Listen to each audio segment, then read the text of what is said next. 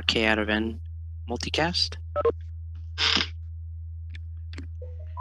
So a couple of assumptions that we'll be making, we'll be working with an unreliable network, packet loss probability per link of P. Each end node is only attached to one router. All the links have the same characteristics, so hop cost of 1 and MTU of 1500 bytes. Maximum number of hosts is 256. Hosts have pre-configured IPs, IDs, and we're only expecting one multicast at a time. Protocol concept.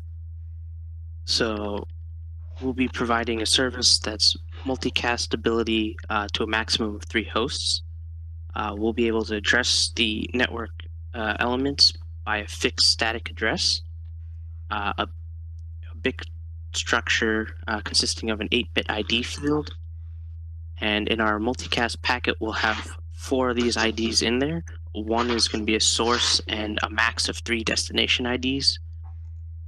We'll be using a baseline routing protocol of distance vector along with reverse path forwarding.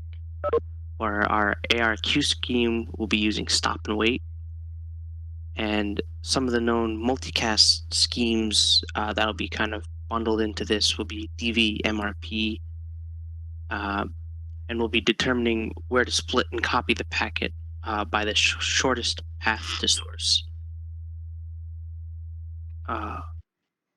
Couple packets that we'll have in our design. Control packets include host to router, router to router.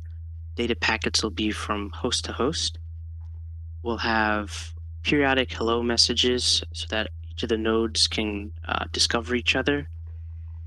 And to account for any router or node failures, we'll wait 2 periodic cycles before removing anything, since our hello packets will not be sending any ACK information.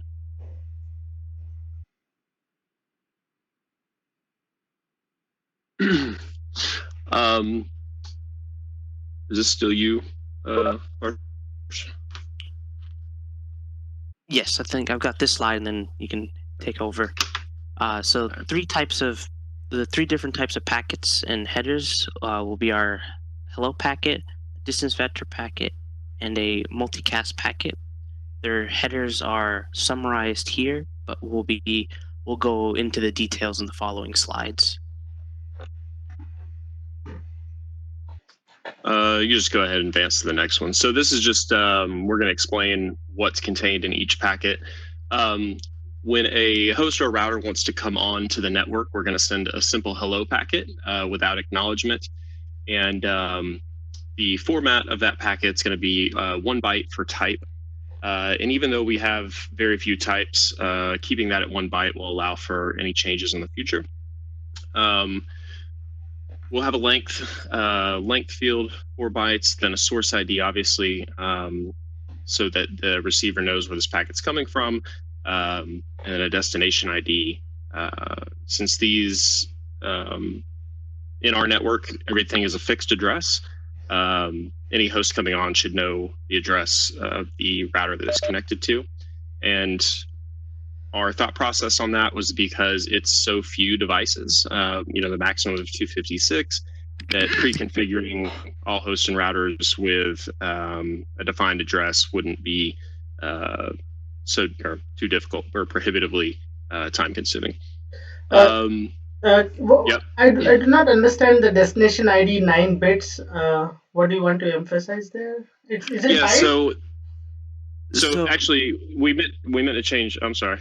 You have something to say? Yeah, so the 9-bit explanation will come into our next slide. Okay, I'll wait here. No problem. Yeah. So source ID, destination, and then data of up to 1500, which we likely won't need for the hello packet. All right, next slide.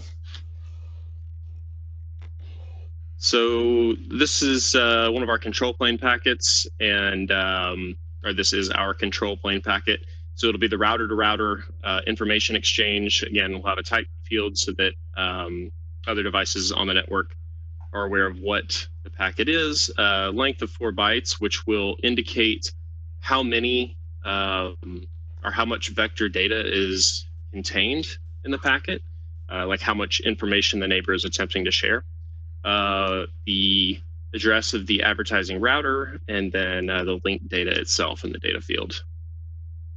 And then the next one, and we'll explain that extra bit in this next one.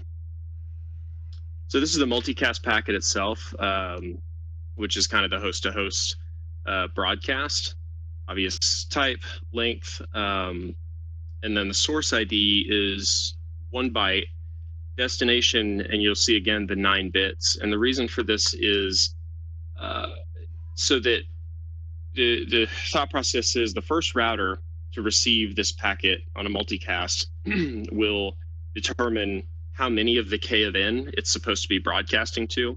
And so that first bit in the destination field will either be a 0 or a 1 to indicate whether that destination is being used. So if it's not, then that destination field will be disregarded and the other 2 K values or 1 K value will be used instead. So that's the 9th bit is just a flag bit and not an actual address. And so we'll have 1 source, 3 destinations, and then whatever data is included. Next one.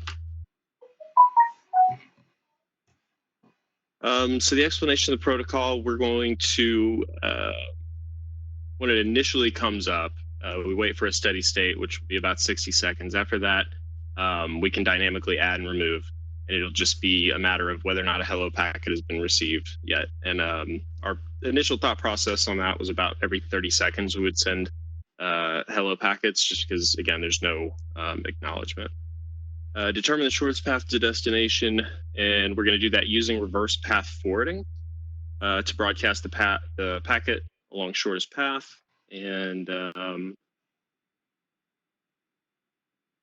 we had, so this reference here, if path distances are equivalent and break tie on smaller ID, we had in like one of the example topologies later on, we had instances where using the distance vector method, we would have to break ties on distances, and we were just going to break that on the smaller ID of the router.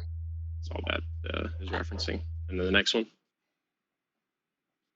So the way the data plane forwarding is going to work, we're using reverse path forwarding. So our multicast packet is, we didn't really go the route of bifurcation. We went the route of flooding downstream toward the destinations. And the way that's done is if the multicast packet arrives from an interface that's on the shortest path back to the source, and this counts for any of the particular destinations in the field because they'll all be scanned, then the router will broadcast that packet on all outbound links. See what else got here. Yeah, so that basically explains the same thing. And then at the terminal end, let's say you have destination 1 and 2 attached to the final router, the packet will only forward to the final destination. Next one. Can I ask you a question here? Sure. Okay, so from what it looks like, you are flooding it to all the multicast destinations which appear in your in the routing table using the reverse path forwarding technique, right? Correct. So are you flooding to all 3 destinations? If say f equal to 3, this would typically take you to all 3 destinations. How do you decide? Where do you make the cut of removing one of those which is less efficient? So depending on the K out of N that we're giving, the first router will determine who will be getting the multicast packet. Okay, so you do that upfront. You do a calculation similar to what we discussed before, where you run the Dijkstra or similar algorithm for each pair or each triplet. So essentially, we're planning on having the destination in our routing table with the number of hops. So if we say K is 2, we'll pick the first 2 shortest hop distanced destinations, and if there's an equivalence, then we break on lowest ID.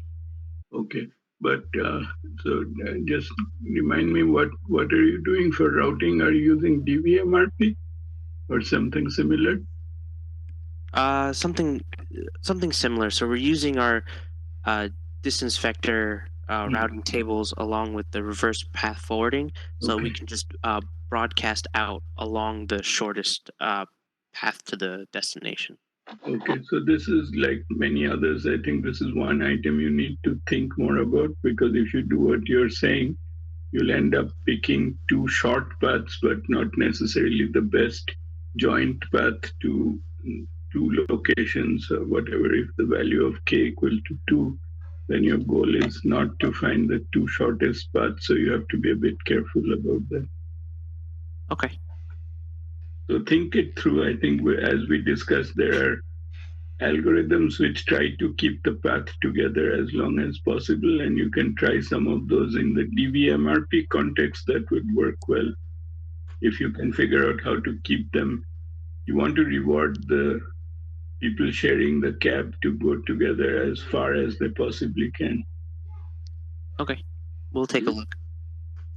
And you understand that even if there's a small detour, if 4 people share a cab all the way close to their home, their cost is much less than if they took shortest paths to each of their homes. Yeah, so I want to ask more about that when we're done with our presentation, because I know on my end, I did do a lot of research trying to find specific algorithms for finding that path that has essentially the longest common initial sequence. But yeah, anyway. There isn't much out there. I've been playing with this for a while, and it became more of a fun thing to do for the course project. But if you solve the problem, you can get a job at Uber. Yeah. Okay, keep going. Ninant? Yeah. So this is an example routing table that we are planning for our project.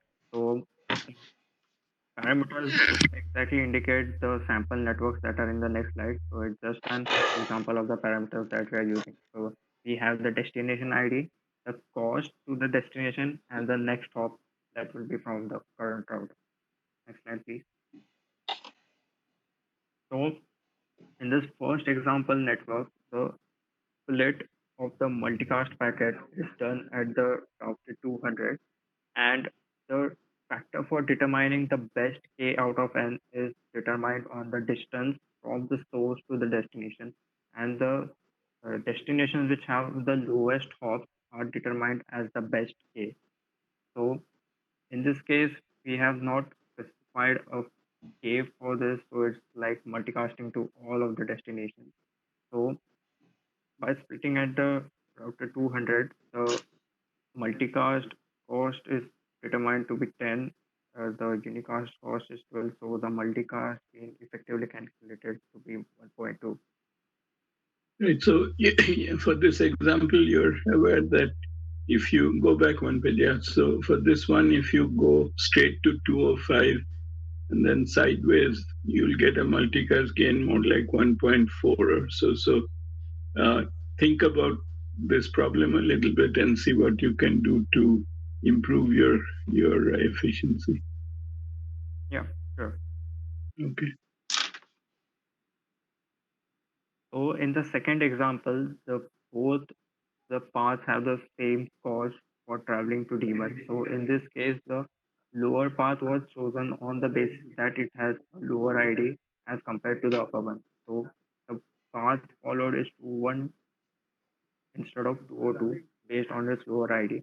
And similarly, the multicast gain is calculated to be 1.75 in this case. Okay, but in this case, you know that you just got a lucky break by going towards 204. But there's an algorithmic way to do the same thing. So think it through a bit, please. Yeah, sure.